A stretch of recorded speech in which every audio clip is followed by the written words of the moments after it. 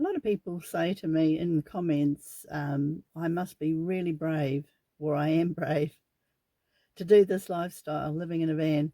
And I can tell you straight up, there's nothing brave about it.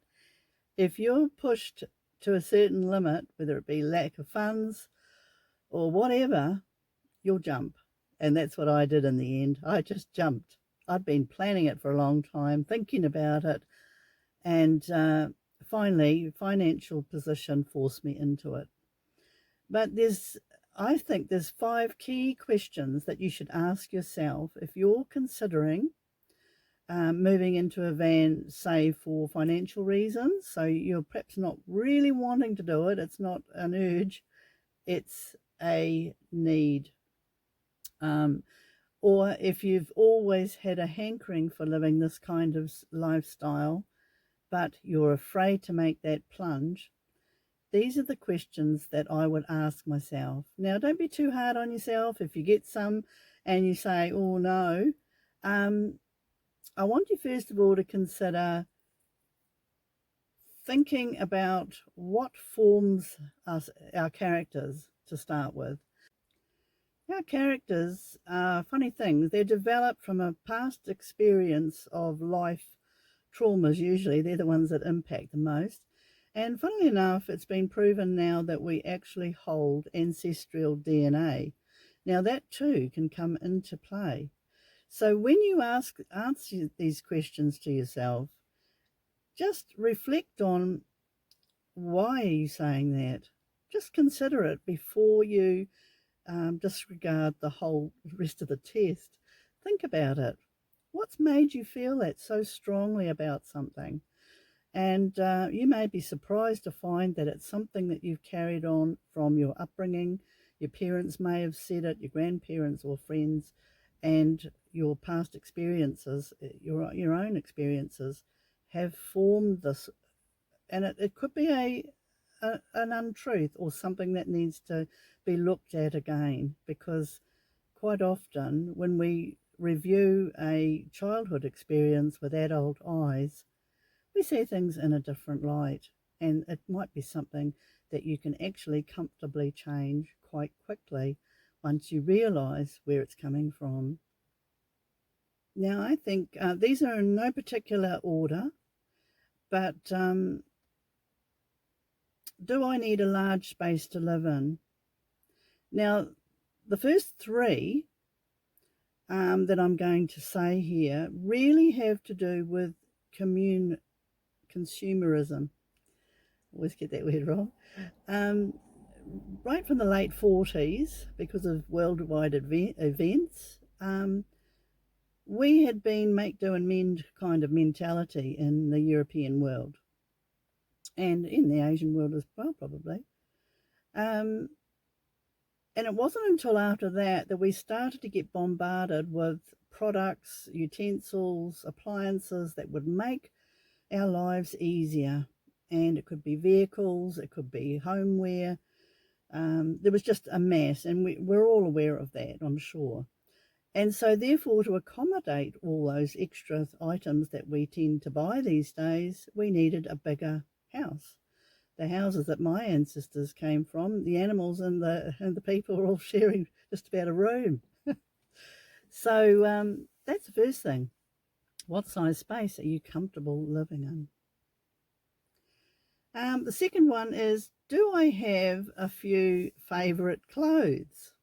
Now, what I mean by that is, I know from my own personal experience that I'm hanging around waiting for the washing to dry because I have favourite clothes that I feel most comfortable in.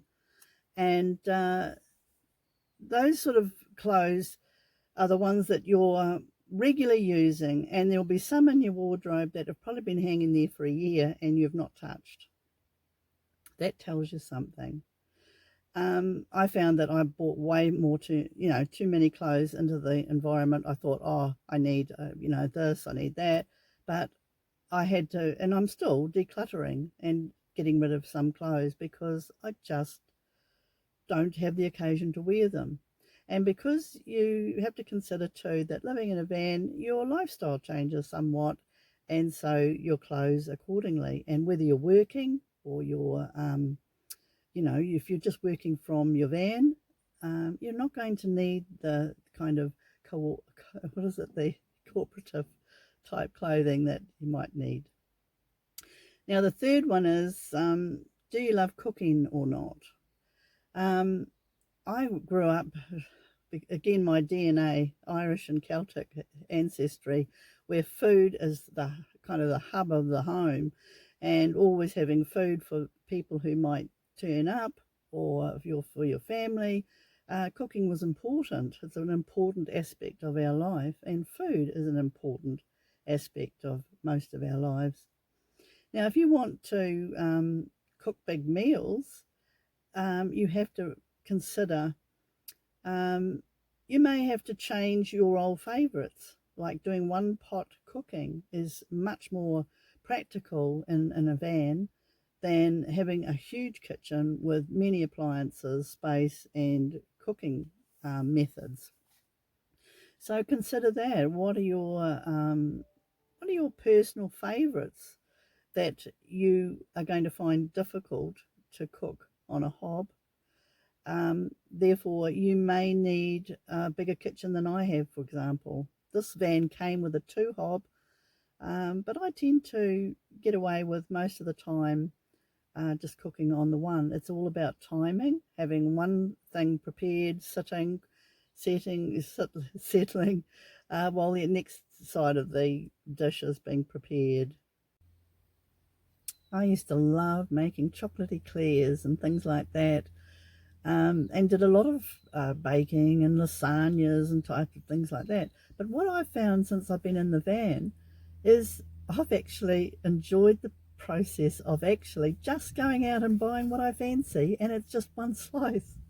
I don't have to make a great big dish and live on it, for a long time. And same as chocolate eclairs, which are my favourite. I've discovered a local shop that sells homemade, I don't know whether they're homemade, but they're commercially made chocolate eclairs with cream patissiere, is that how you say it? And chocolate ganache on the top. And I mean, it's like being in France. They're gorgeous. Not that I've ever been there and can compare. But you see what I'm saying is that if I fancy a piece of cake, depending on what the type is, I know the different places in town where I can go and get that item. Same as lasagna. A lot of the supermarkets have all sorts of goodies that really are a time-consuming thing to make, but if I just fancy that day, I can buy a decent-sized square of it, warm it up in the frying pan with the lid on slowly, and Bob's your uncle. You've got just what you wanted, and you don't have all the dishes and all the time consumed in cooking that particular thing. You may need a fridge, a larger fridge than I have, or bench space and that sort of thing. So just bear that in mind. It's not impossible, but have a think about how much space you think you may need to prepare your favourite meals. So again, those three, I think, come into consumerism. It'll get me that word. You have to think about what is necessary, what is something that you've got into the habit of doing, and that applies to the space, the clothes, and the food habits. Those do tend to have a little foot in that world of being a consumer. And we can actually do with a lot less in those three key areas. Now, the fourth one is being able to problem solve. How good are you at that? Because fundamentally, everything that happens in my day-to-day lifestyle comes back to that one point. And thankfully, because of my environment, my upbringing, and my DNA, I'm quite good at problem solving. I may not always make the right choice, but I know the way to look at a problem and break it down into small pieces so that I can get the answers I need, even if it may be relying on Google or friends and probably other means. But it's all comes down to not panicking, but seeing the problem for what it is and not let fear be attached to it. And that is key. So ask yourself that question. How good are you at problem solving? And if that's a weaker area for you, delve into finding ways to improve it. Don't write it off. Just look at ways to improve it. You can do it. And the last one is, can I be happy living on my own?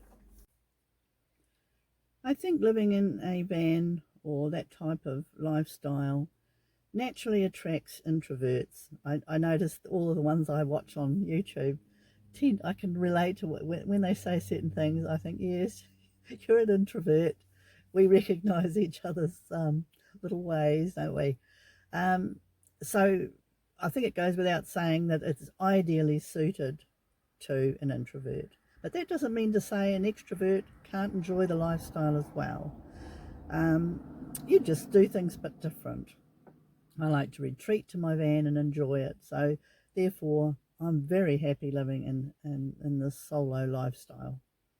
But that's something you have to ask yourself. How will you cope?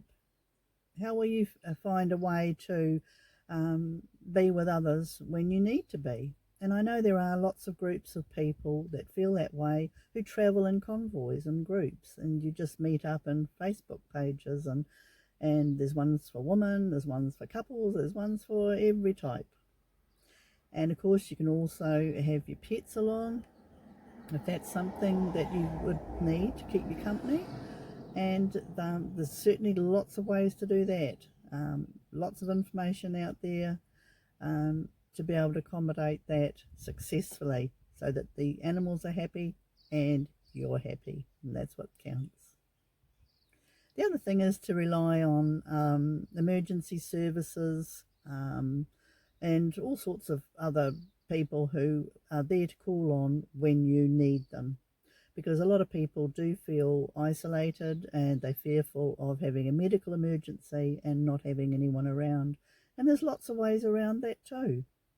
If you're feeling vulnerable in this area, then make sure you have someone to call on, be a member of different call outs so that you can have your vehicle tended to, or yourself if need be.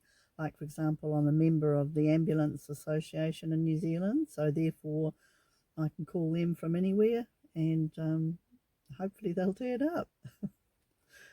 But I'm hoping that that's one of those subscriptions I'm just going to pay for and not need. So there you have it. Consider these questions carefully. Look at them and don't be too hard on yourself. And once you've answered those questions, you'll be well prepared to take the next step, which is looking for the right vehicle that's going to suit the needs that I've listed in those 5 questions. So I'm sure there's lots more I can talk about on the subject. There are other videos that I've got that go into different places, like where you park, how to choose a van, and you're welcome to check those out. So if you've made it this far, thank you so much. I really, really appreciate you, and I wish you all the luck in the world if you're going to take this step, which I encourage you to do. Don't keep putting it off like I did. So I hope you're having a good week, and take good care of yourself, and I really appreciate you. So until next time, bye for now.